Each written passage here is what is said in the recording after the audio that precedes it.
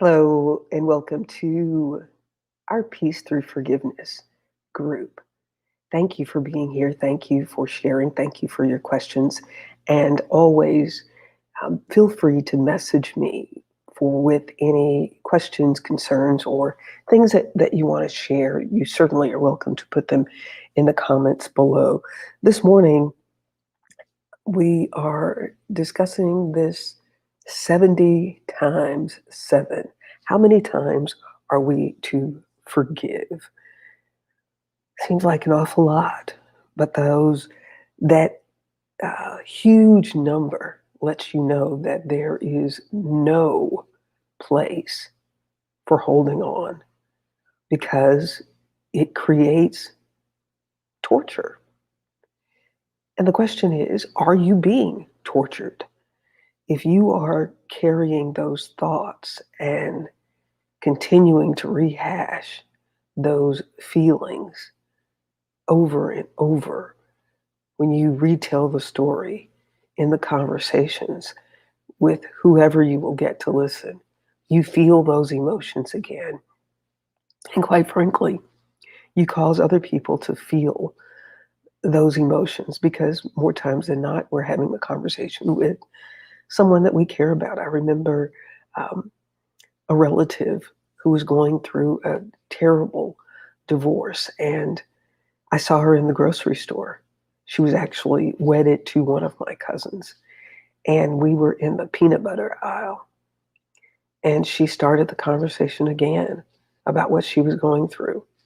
And I'm telling you, I stood there looking at that jar of Planters, peanuts, peanut butter, or something.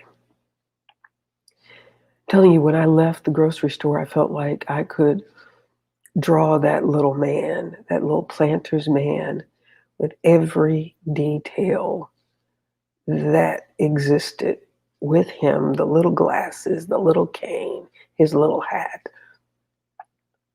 Because my cousin-in-law was in the grips of the torture of what she was going through and what she was still carrying with her.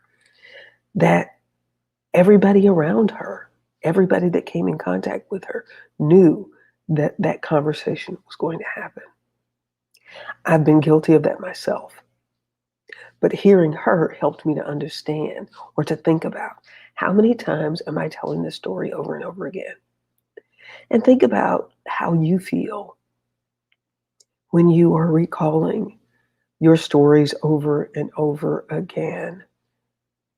I had a conversation with someone who said, it's so hard when it's somebody in your house. Well, guess what? Who better to get to offend you?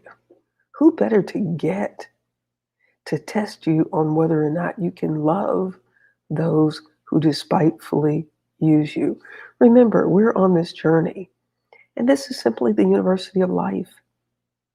And if we don't learn to pass the test, just like at the university of wherever that you may have attended or in your community, if you don't pass the test, you have to take it over again.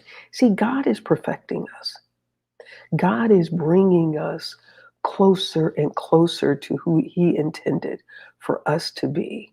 And it is through these tests, these trials and tribulations, that God does that. He wants us to completely desire Him. The scripture that says, "Delight thyself in the Lord, and you'll be given the desires of your heart." Well, as we are growing, we have a greater understanding of what our heart's desires should be. It's not about the people, places, and things. It is about desiring to be closer to the one who sent you here. God made us for His good pleasure. He delights in us trusting Him. But when we are focused on these people that we think that is my child, my spouse, my friend, my brother, my sister. And all of these my's in our lives do things that hurt us because they're the best people. The devil likes to recruit team family. They're the best people. They're the starting lineup on the team to do things to us because that's supposed to be your core group. That's your inner circle. That's your core. And it may be, but you have to put that core group in perspective because the devil will use them to create uh, resentment and hurt and anger in your life that will cause you to be delivered to the torturer. And that's what unforgiveness does. It delivers us to the torturers. And the only way that we can be set free is to forgive. Yeah, I know. I hear you. Been there. But see, what you have to understand is we have such a strong hold of feeling like these people owe us something. They don't. We owe God.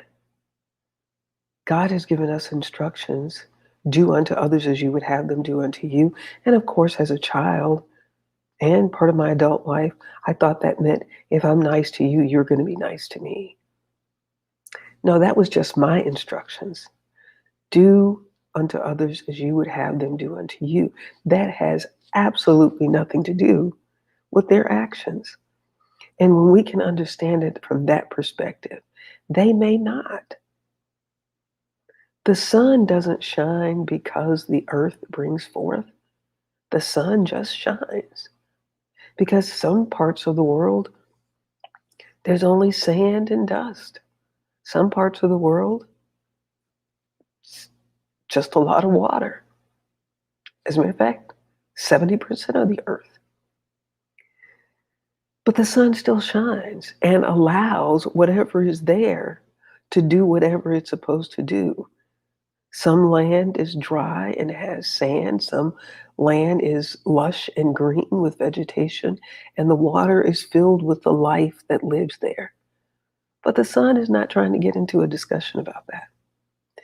And if we can greet people with that understanding, because they are wrestling with their struggles as well. They're wrestling and trying to pass the test of their assignments as well. And we don't know where they are. And really, quite frankly, it's not any of our business. But if you learn to detach from that and not take ownership, and see, we can love other people so much that we're not loving our Creator the way we're supposed to love our Creator. And that's why we get so hurt, is because we are so in love with them. And our instructions are to love me with your whole heart, mind, body, and spirit. That's how we are to love the Lord. But we have a tendency to love humans more in that way we're so devoted. And when we're so devoted, and then they do a human thing, we're crushed. And we become tortured. We become tortured because they were human. And because we were in the flesh, loving them.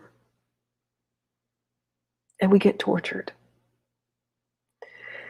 And every time that happens, that is another lesson in God teaching us, love me with your whole heart, your whole heart.